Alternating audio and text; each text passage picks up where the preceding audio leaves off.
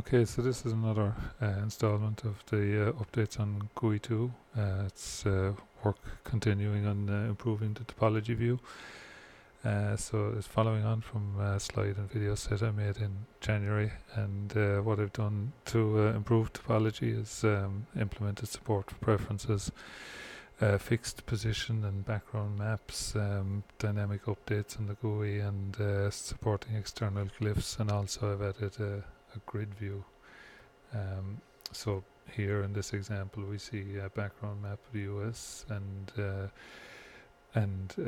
there's a couple of nodes with fixed positions there. You can see the lat long, and also then I've added this grid view which can be turned on and off. There's a geo grid and just a layout grid.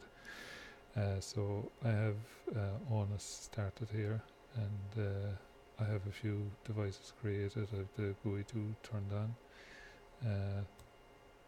Let me just bring it up here.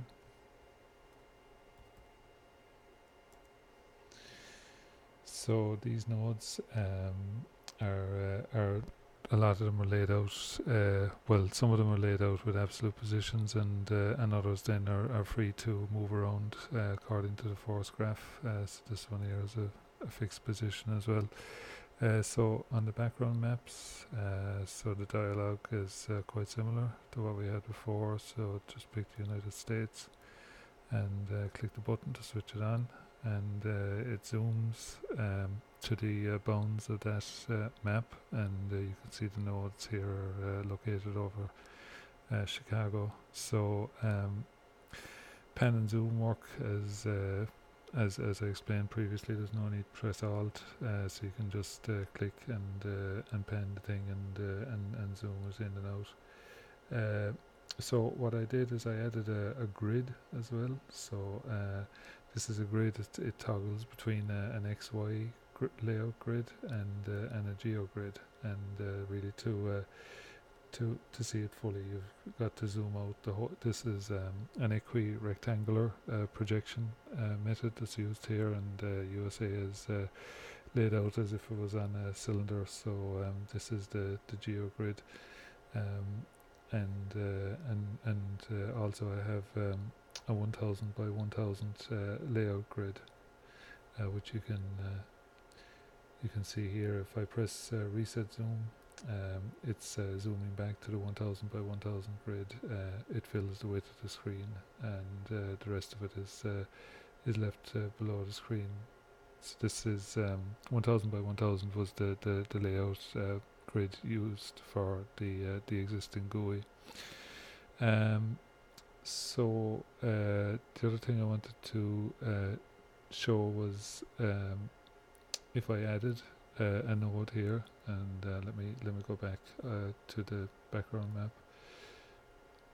So I'm back on the USA map here, and I'm going to add a node as slightly above these existing ones. I'm going to call it road M6, and it pops up on the map there in the position above the previous two. The other thing I wanted to show was preferences. So now preferences have been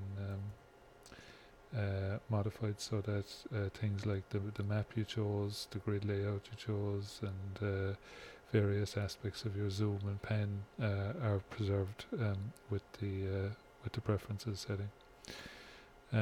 Okay, so then just to continue with the slide presentation, really, I suppose the question is now, is this GUI ready to replace the legacy GUI in the 2.1 Raven release? And so I think it is. There are a few bugs there, but they can be sorted out in fairly short in the short term. It reduces the burden of supporting the old GUI, and it allows people to innovate. This is based on the Angular 7 framework, and people can start to build their own components and build on top of it in a modern framework. It's also paving the road for ONOS. Anything built on this will be carried forward into ONOS. And it's important to say the legacy GUI will still be a loadable option, and it's there for anyone that wants to use it.